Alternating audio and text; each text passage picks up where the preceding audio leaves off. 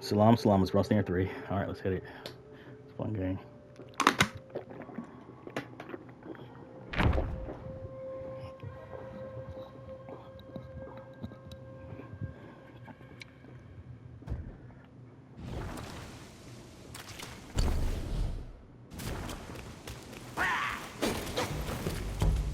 Um, these guys are fucking stupid.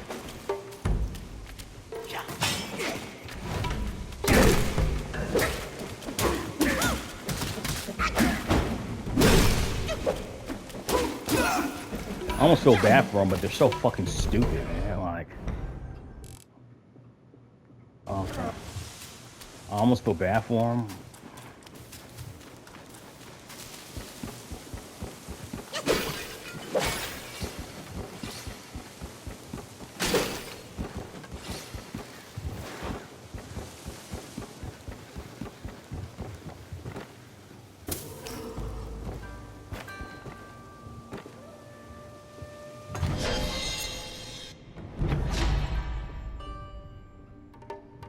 Maximum mana, Celestial Tai Pill. A miraculous pill crafted by King Father of the East on the mountain of Fangzhong that increases maximum mana. There's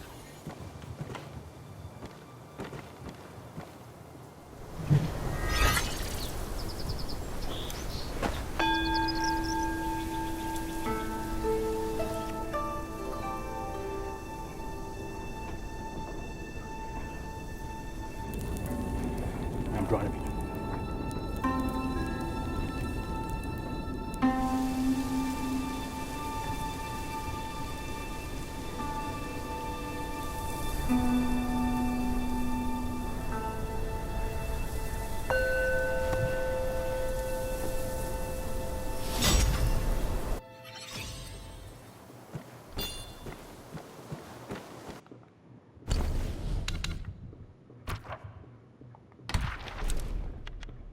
Okay.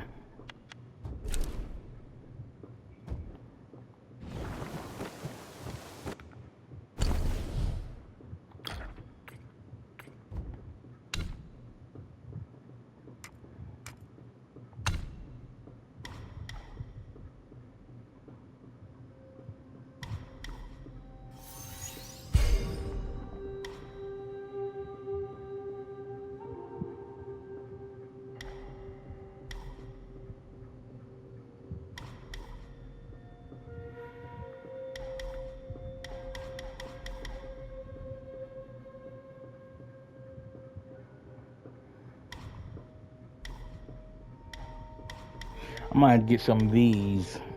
Top up stamina, then go for these.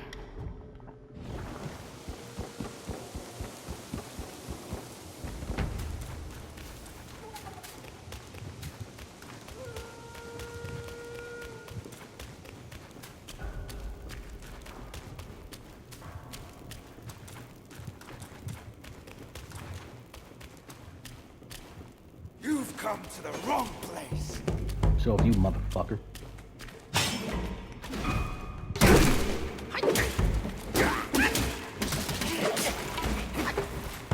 Doesn't even look like a fucking wolf. Looks like a panther, actually. Should have practiced more.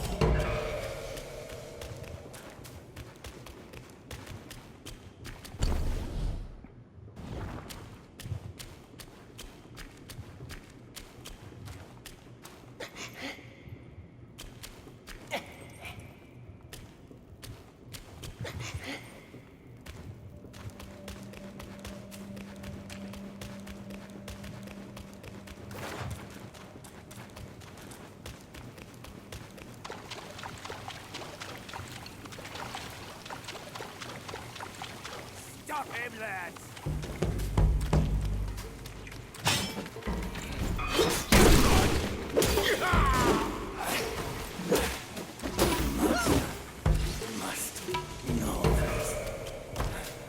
I'm not sure how he's gonna know when you're dead, but okay.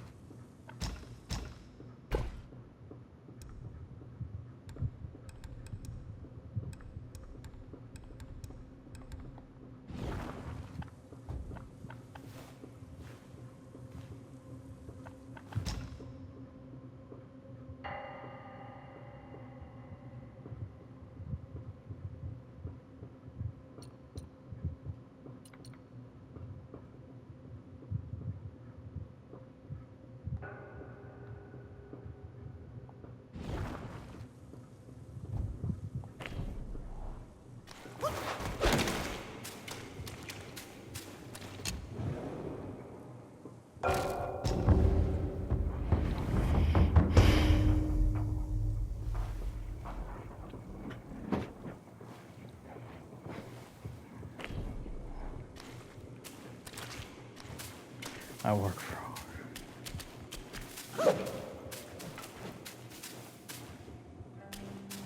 I'm guessing it's gonna be a fire person up ahead because that's for fire resistance and shit. All right.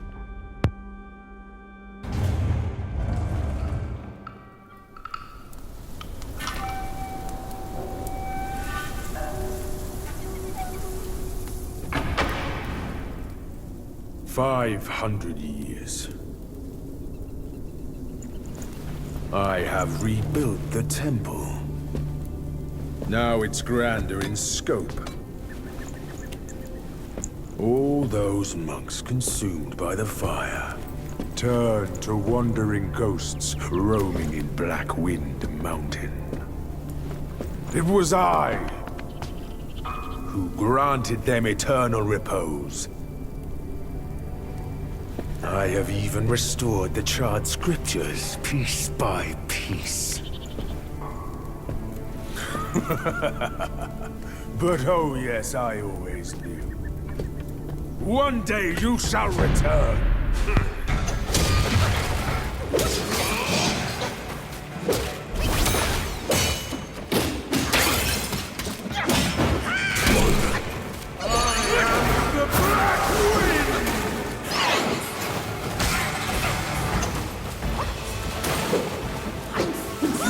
Ruined everything!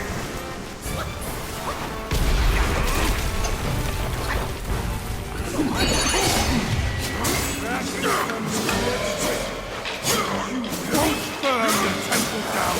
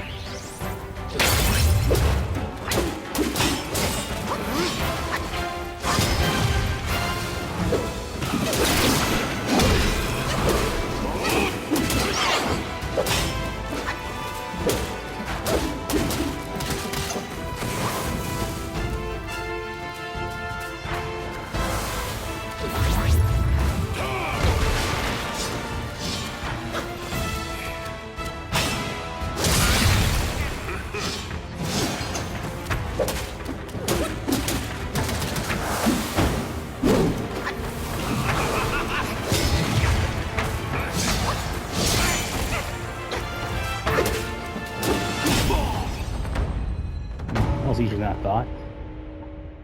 Easier than the other guy. You have some cheap tricks! Meet me at the summit if you dare!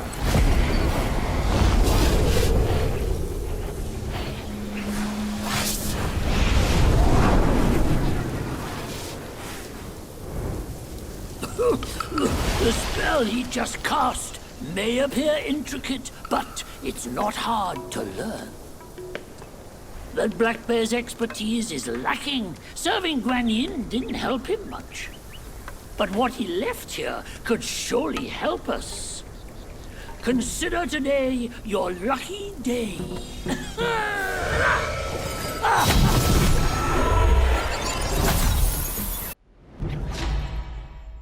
Motherfucker, why you hit me, motherfucker? This person caused us for an escape and prize an opportunity to execute an unveiling strike. Okay. Alright. Focus and disperse, illusions traverse. You still have a lot to learn, but give yourself the time you need.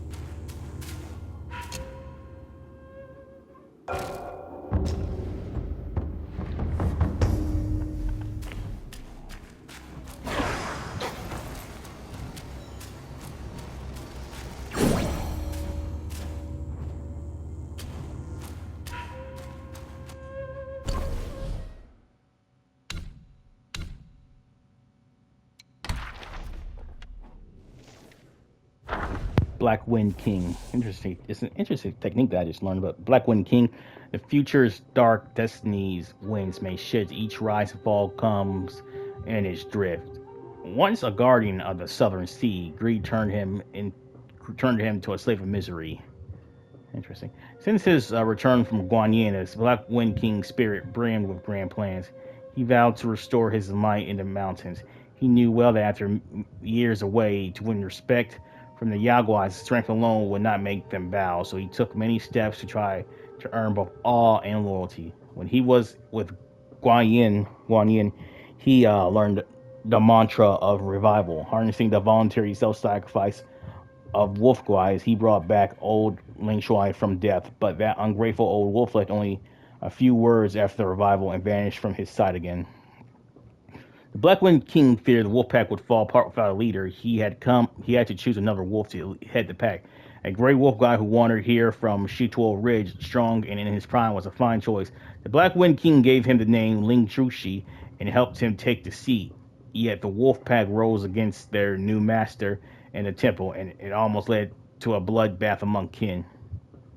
In his frustration, the Black Wind King used a mantra to try and bring back to life the old monk he used to practice with, but the soul of the monk did not return to the stitched corpse. Instead, it fused with the gold, silver, and copper coins the monk had buried in life, forming a maddened golem. It wandered and disturbed the mountain garrison day after day, never relenting. The newly, was that the name we fought? I don't know. The newly appointed white-clad noble is far from ordinary. He typically indulges in solitary reading and poetry. Despite his outward appearance of loyalty and sincerity, he remains shrouded in mystery, making it impossible for others to fathom his true intentions. Alas, to think too highly of oneself and then end up achieving nothing. It is true that they say a fool with ambition is worth sending nobody. Shit. It's pretty damn harsh. The hell is missing some alterations? Is there a difference?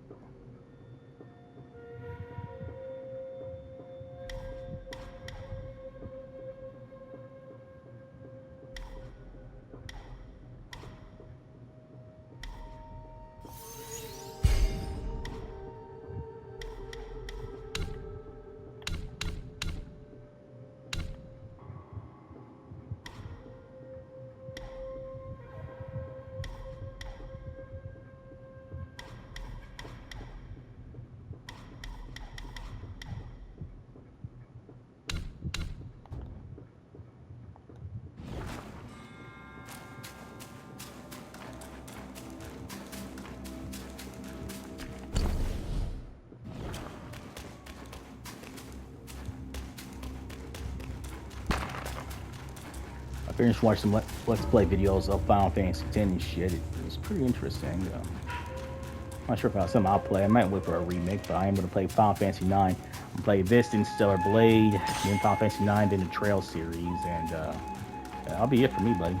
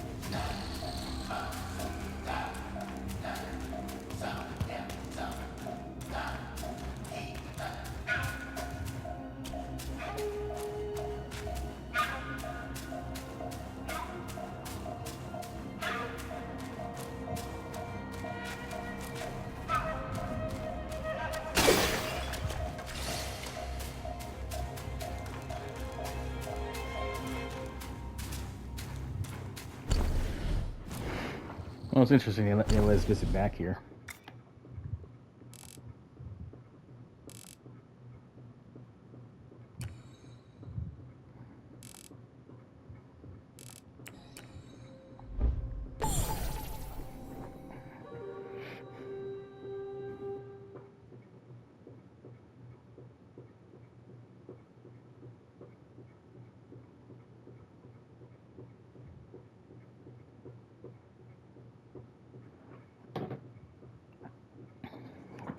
You ban. That's the.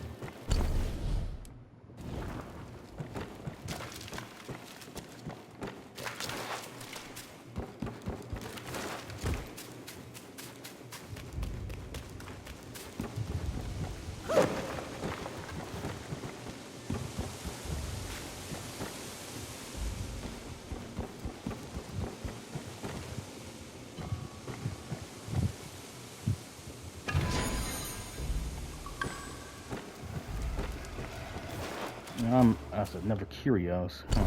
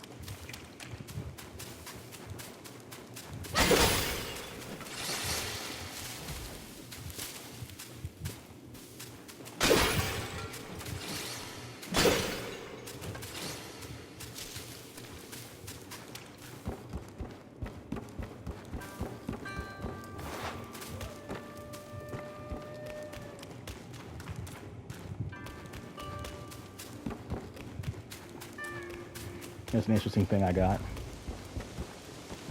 So I guess as soon as we beat the Black Wind King, we're gonna get some cool shit like his staff.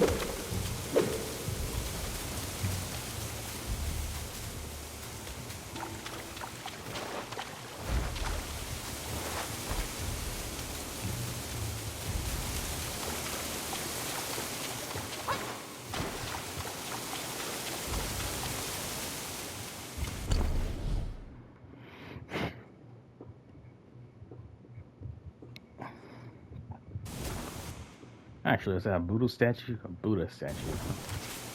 Buddhism.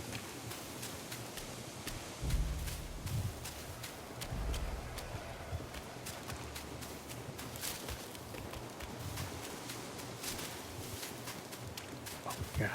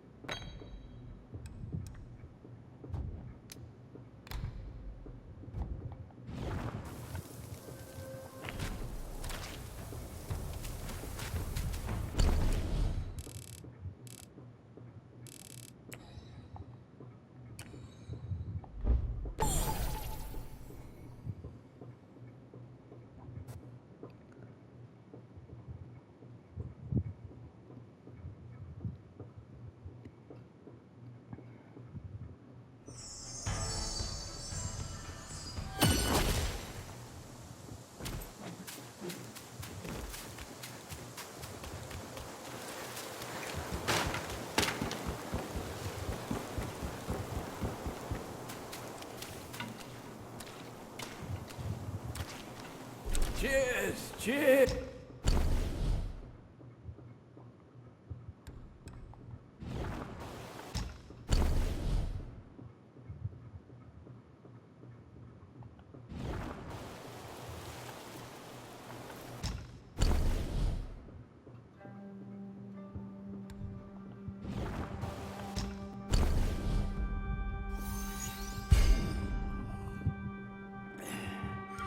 If only I could drink this with my old friends.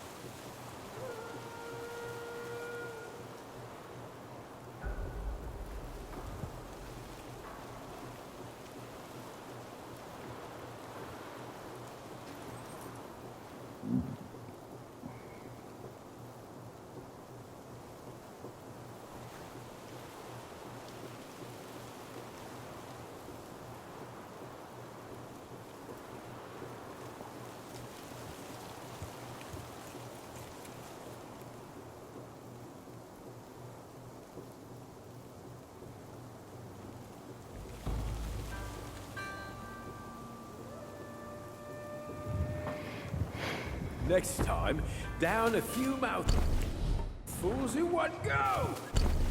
So I can recover more health. It's all sequential, I guess. It's like a roundabout. I'm going in a roundabout.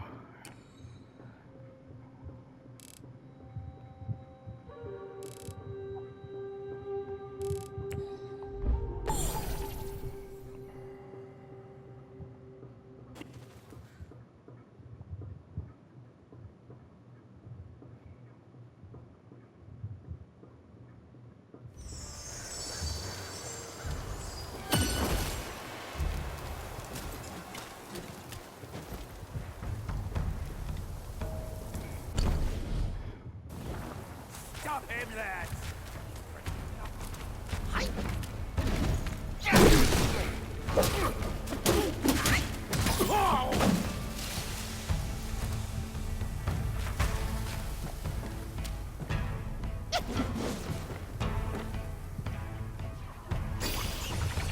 Should I wait? I don't know.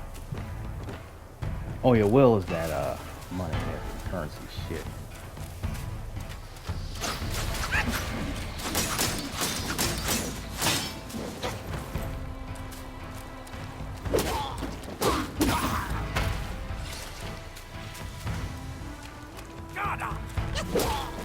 And I don't like you. Yeah, well, I mean, that's my personality.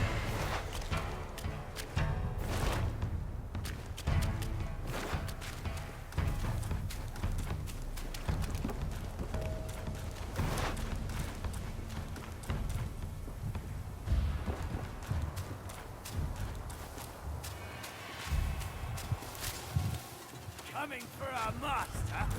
Think again!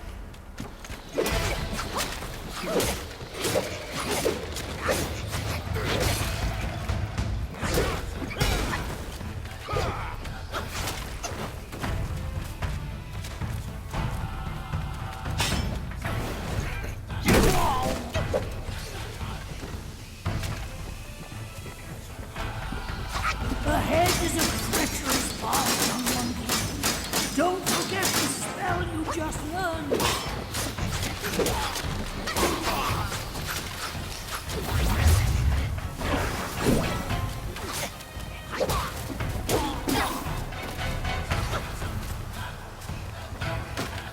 He's the one!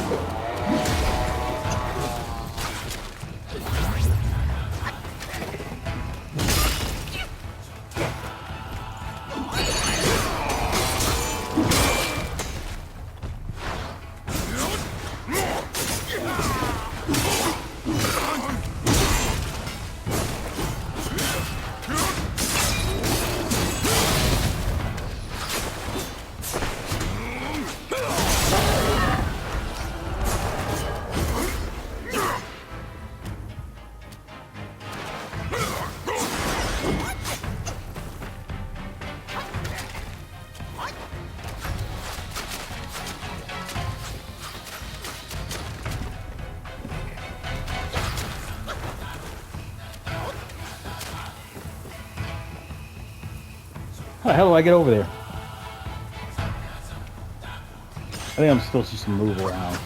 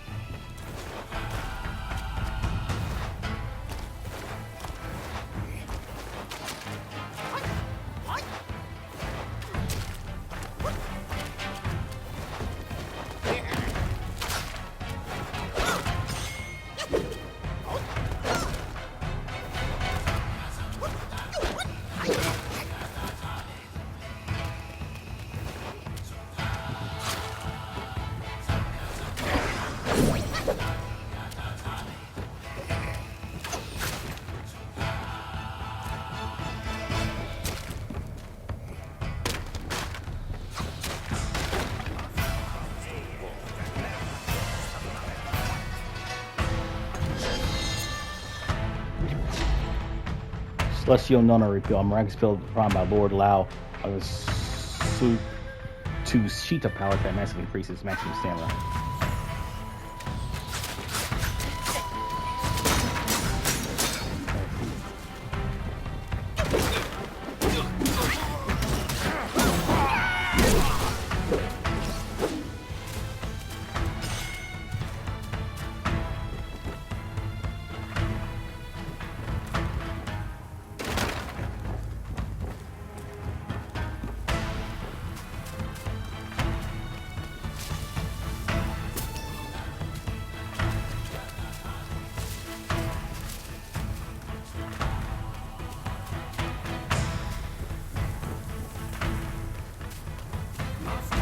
To reward whoever builds the mountain.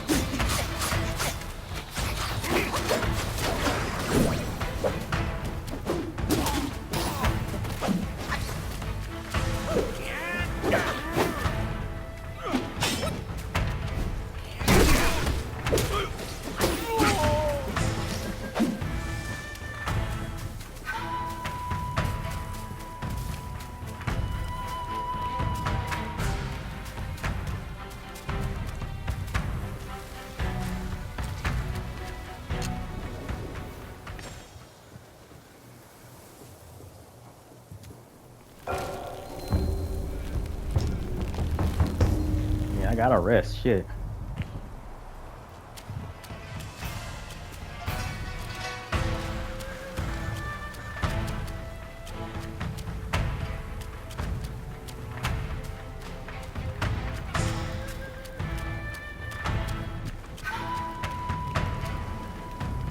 Shit, yeah. If I need this, thing I'm gonna need. Toss up the hard master. He once told me, out of sight, out of mind is a fool's task. Seeing but seeing through is what wise men do. But didn't he turn mad by what he saw too?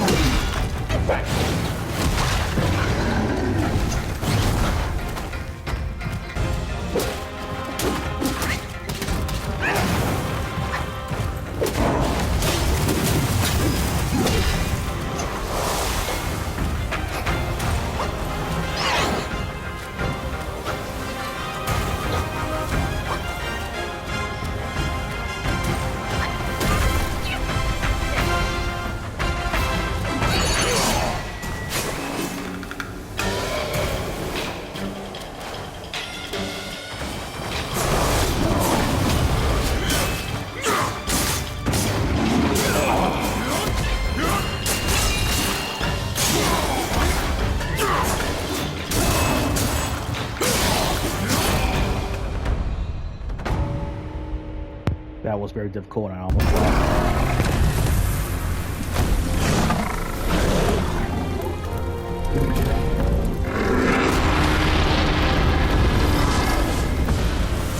Cunning wretch!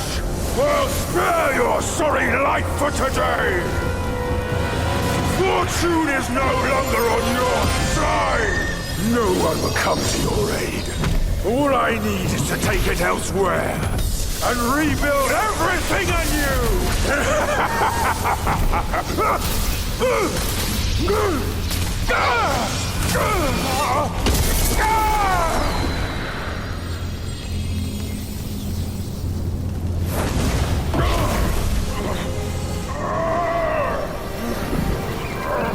Great sage!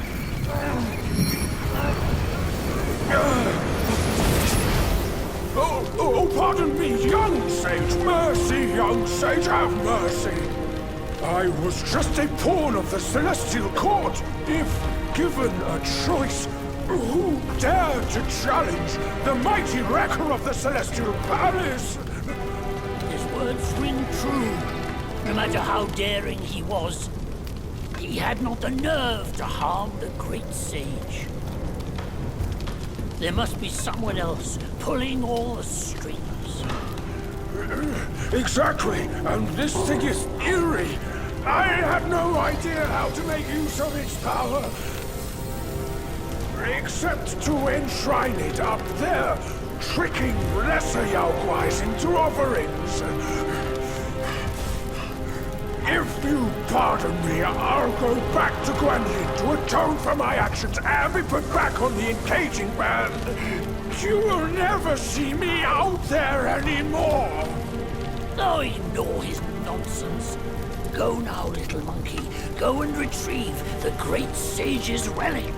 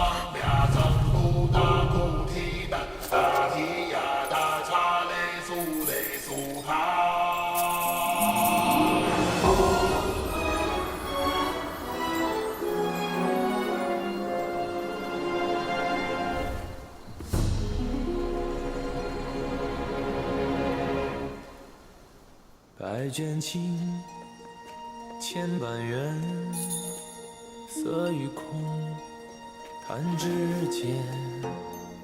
轮回路，有万次劫，求不得，闭上眼，一生功名忙如烟，浮沉落花断不绝。究竟寻常事，有情处不远。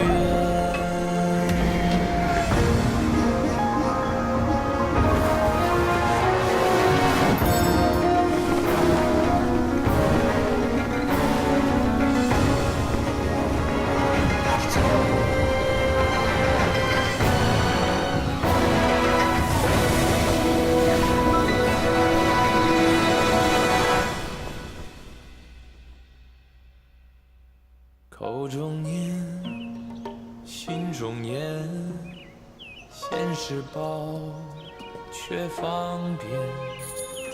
修行路，无名迹，翻动时，莫等闲。一生功名情如烟，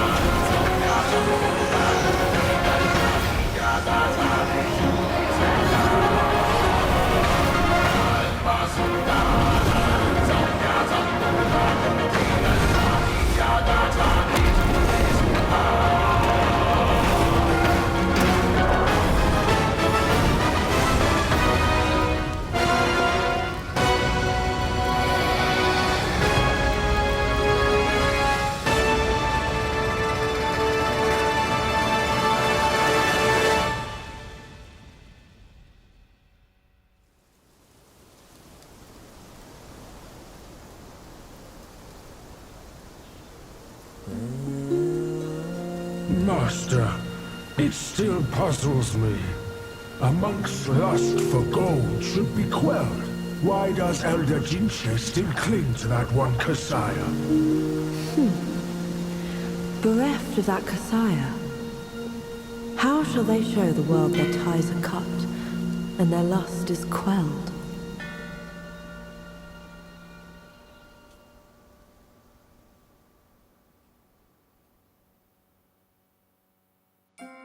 Across streams, over hills, and through the black wind your blood has spilled.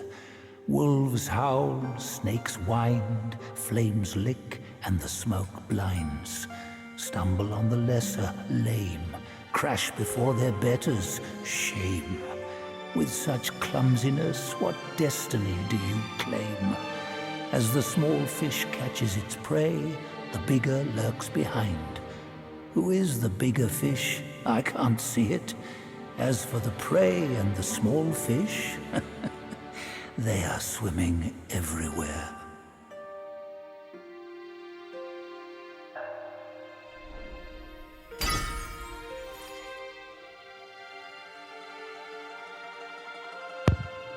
Chapter 1, Black Cloud, Red Fire. Okay.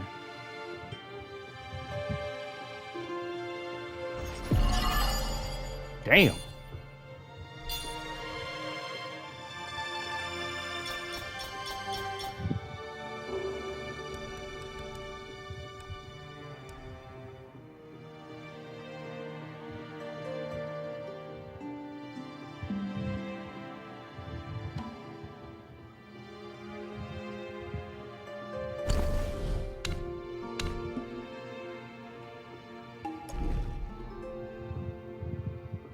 Glimpse reveals the foe's might. Talent tilts its the talent tilts to an unfair fight. Identifies the Yaguais at various spirits. Considerably increases focus gain upon consecutive might hit.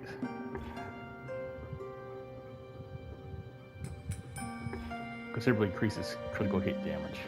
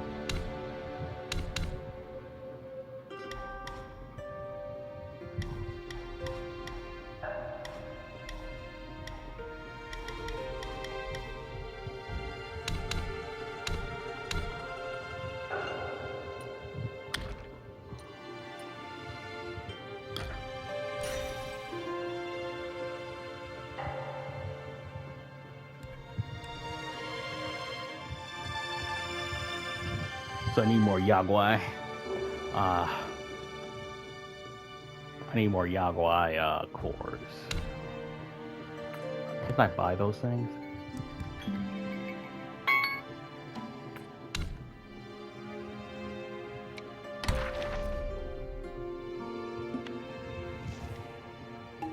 Black Bear Guai, in Guanyin Province, in Guanyin's Grove. His greed won't cease. The southern ties bring the release. Schemes to cloud his sight. No body peak. He learnt his worst. He learnt life's worth, his peace. In the purple bamboo grove where Guanyin resided, life was usually tranquil. The Black Bear Guai spent his days eating bamboo shoots with aster and drinking homemade bamboo leaf brew. His days had become so unremarkable they almost faded into nothingness. One day, the Lung Princess paid him a sudden visit with Red Boy, her servant. Flutter, the black bear, hastily gathered his dishes, trying to hide the mess. The Lung Princess rolled her eyes and asked, "Have you thought about the task Guanyin mentioned to you a few days ago?" Black Bear Guai didn't answer. He simply retrieved the box out of the chest and handed it to Lung Princess.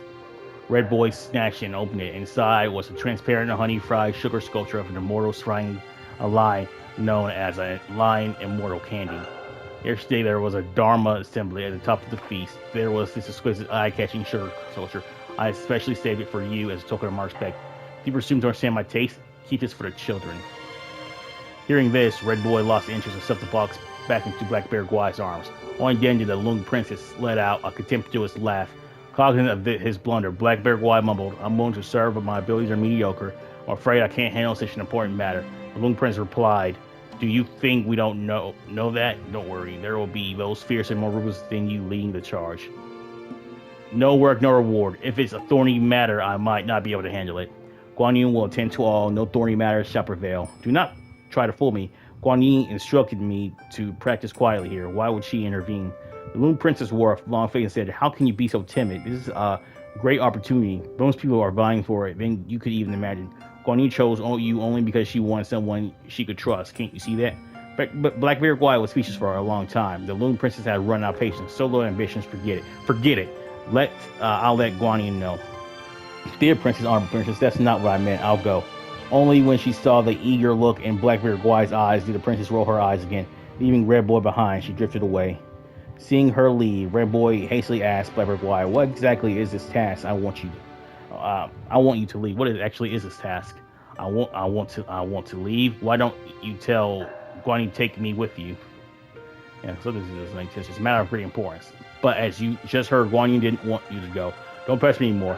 I don't want to lose this opportunity for your sake. A few days later, Black Bear Guai had finished his preparations. Wielding a black tasseled spear, he was about to set off.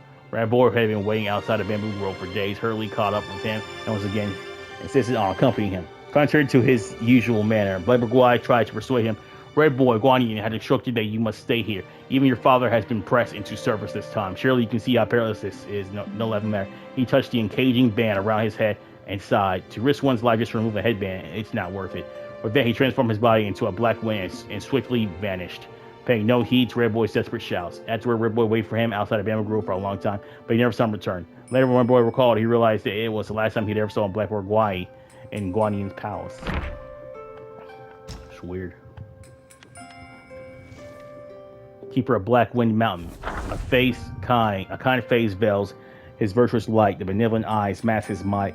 To one he grants a wondrous spell, for that the story has yet to tell. As stated in the celestial laws, a keeper has a duty to observe the living beings in his domain and nurture their soul and streams. That day, as the keeper of the Black Wind Mountain made his customary rounds on the hills, tending to mortal concerns, he saw an aged Taoist drawing near from a distance. A vestment embellished with stars, an herb-gathering basket plaited from verdant creepers, a fishing drum tapped in his hand, and a song about the lofty moon. In just a few steps, he glided his way to the keeper. The keeper looked closely and was sure they had never met, but judging from the Taoist's white hair, vibrating face, and bright eyes full of authority, the keeper knew he was no ordinary mortal. Hastily, he greeted the Taoist. "Taoist master, this humble keeper pays his respects." The old Taoist nodded suddenly and passed his basket to the keeper. The keeper took a look and saw that the basket was filled with rare and mystical items, as well as miraculous herbs. He couldn't help but be startled and asked, "How can a humble keeper accept such a generous gift?" The Taoist smiled and said, "I was just passing through this place, but I knew that soon there would be a great upheaval in this mountain. I thought the items in this basket would help you weather the storm for a while, so I came to visit." "What made you say this, sir?" "I have an old acquaintance with a bad temper. Although he has amassed a measure of merit, I worry that his arrogant nature he shall find it impossible to stay out of trouble. I fear he will bring great disaster upon himself. Again, the keeper thought carefully and said sincerely, what can a humble keeper be of help? Seeing that the keeper was quite astute, the old Taoist gestured for him to draw near. He leaned in and murmured something into the keeper's ear, then instructed, if you chance upon him in the mountain, pass on these 2 spells. I cannot reveal myself, hence I rely on you to teach him. As a means of honoring our bond, the keeper was immensely grateful and bowed deeply in appreciation. The old Taoist returned the bow and was about to leave on a cloud. The keeper hurriedly asked, may I inquire, Taoist master, from whence do you hail? By the time the keeper spoke, the Taoist had already vanished into the distance. A leaf floated from the sky. It sent a faint yet distinct, its tip extremely slender and long, a body leaf. At that moment, a revelation dawned upon the keeper. He bowed and paid his respects to the departing silhouette until the clouds and mist obscured his sight, then turned to depart. Very interesting, yeah. Oh, this is some interesting shit. I mean, yeah.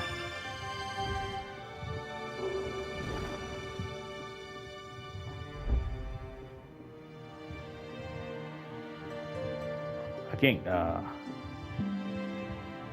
In his last life, the monk was Jin Chanzi, the second disciple to Buddha in the West. Yet his arrogance led him to disregard the Dharma teachings, and as a result, the Buddha cast him down to the mortal realm.